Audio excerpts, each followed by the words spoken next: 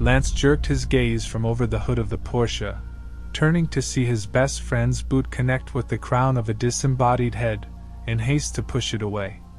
It rolled, coming to rest a few feet away with its lifeless, rotting eyes seemingly staring through them. Hunk forced his palm to his mouth, breathing heavy as he fought the urge to gag. Sweat beaded on his forehead as he clenched his eyes and teeth shut. Lance reached to wipe his own brow and grimaced. Sure, he appreciated a good mud mask every now and again, but this was far too literal for his taste. He could feel the dirt and grime layering on his skin, worsening with every day. When was the last time he got to shower? Dropping his hand back to his lap as he settled down beside Hunk, he inspected his once pristine nails, appalled by the collection of blood and clay. He didn't have long to mull over the state of his appearance though, as a low inhuman growl sounded from the other side of the car. Without so much as a second thought, the teen brandished the momentarily discarded 19mm and leaned haphazardly over the hood, shooting once, twice, until the creature fell dead with a gurgled shriek. What was clearly once a woman, with long blonde hair, now lay in a heap of contaminated flesh and disfigured features.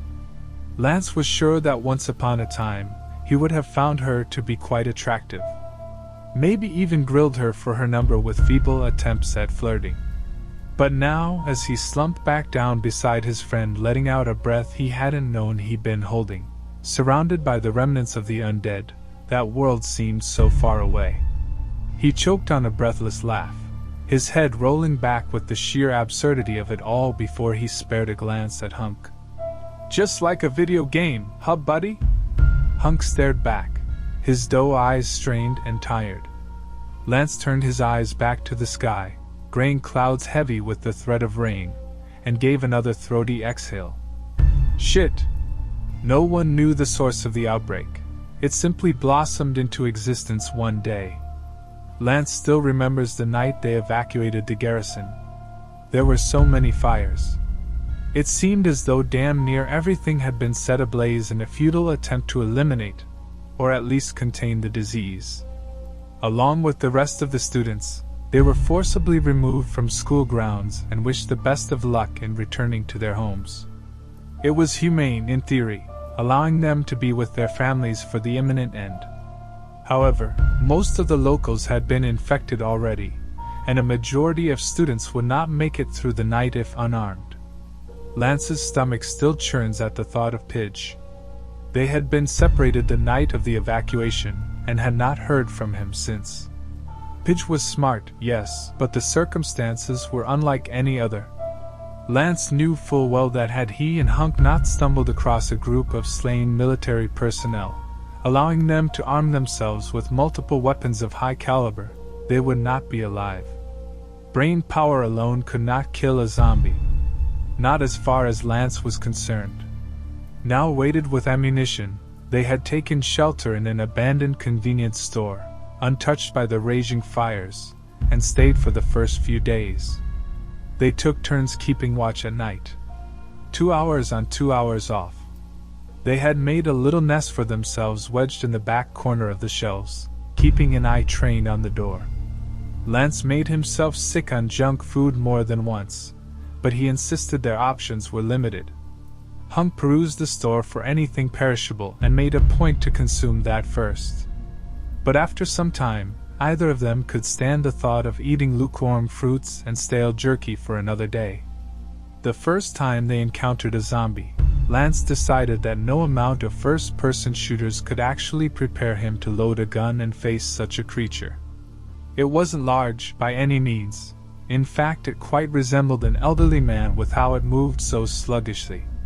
It had crawled through the window Hunk had propped open to encourage some air flow in the stifling building.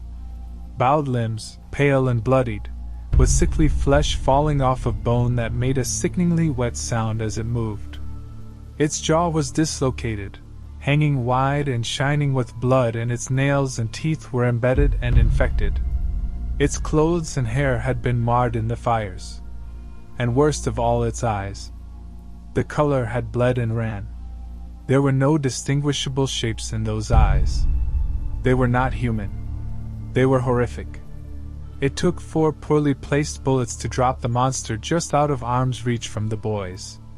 Lance's mind was reeling, his mouth gaping and breath trembling. His throat tightened as he tried to regain his composure, lowering the handgun to hide the shaking in his hands. Hunk was in tears. His eyes were wide and wet in shock and terror. His own hands were grappling for purchase, one on his own gun and the other balled up in the back of Lance's sleeve. They kept each other grounded that night, embraced tightly with weapons at the ready.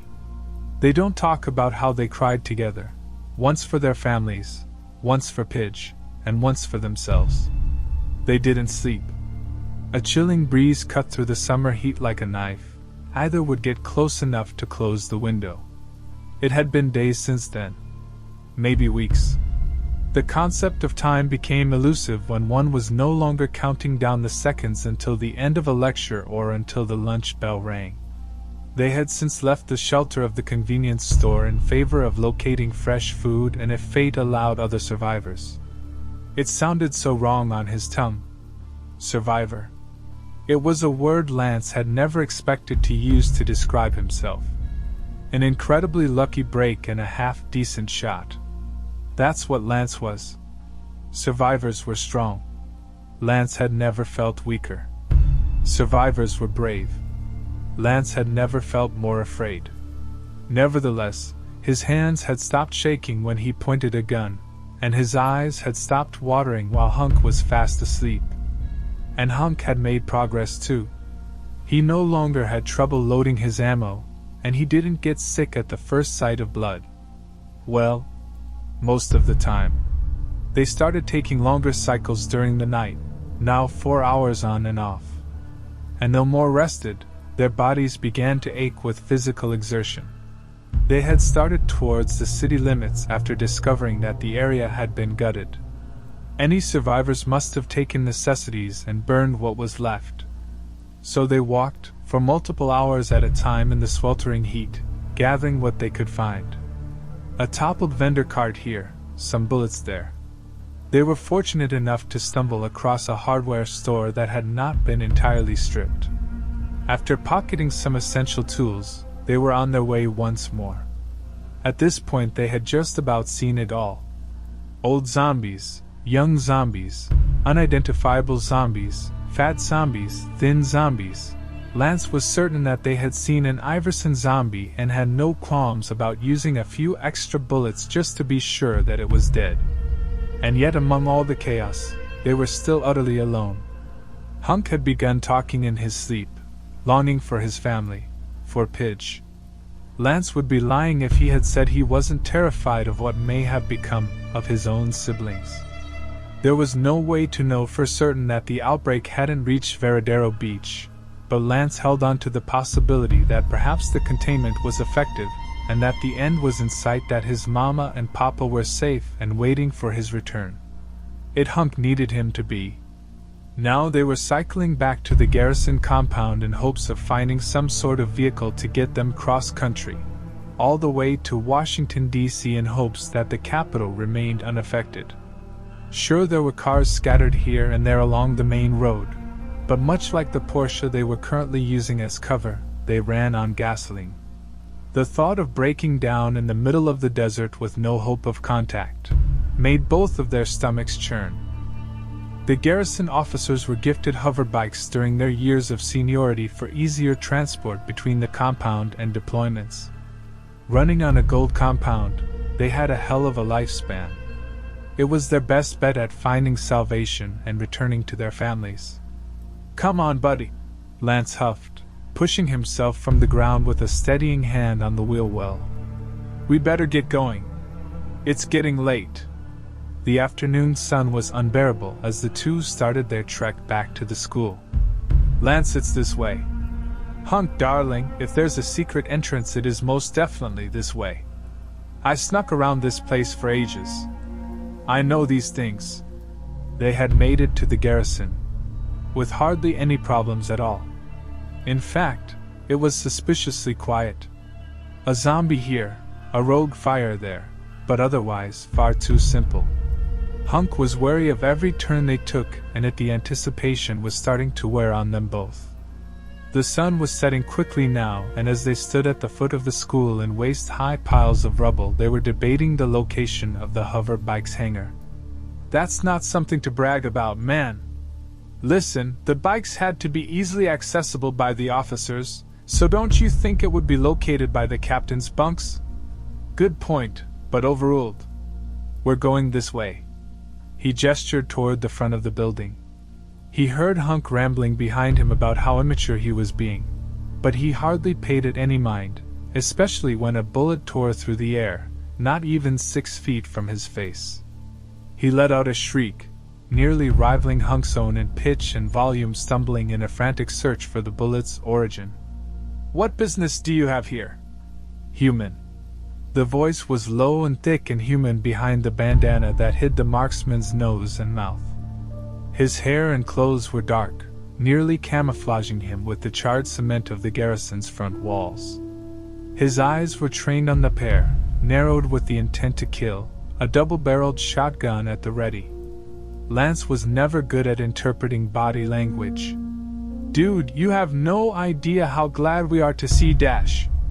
Drop your weapons now!" Lance startled from his relief, letting his gun clatter to the ground against his better judgment. A quick glance to Hunk showed that he had done the same, hands raised above his head in an attempt to appease the other man. "Hey man! What the hell? We're good guys just like you, Dash. Shut your mouth. What business do you have here?"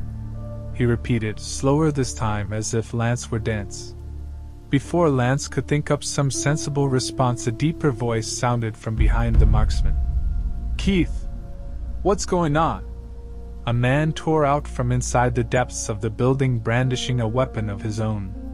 His eyes were dark with worry, anger set deep in his features, ready to fight. Those eyes scrutinized the pair before softening in recognition. The man cocked his head to the side, muscles still tightly bunched, ready to shoot in a moment's notice. "Lance?" Lance was floored. He stood tall and broad-shouldered just like he remembered. He still had rippling musculature and thin lips in the palest shade of pink. And yet he was so different.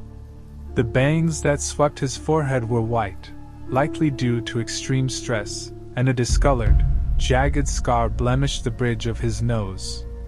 His once kind eyes took on the steel of a soldier's.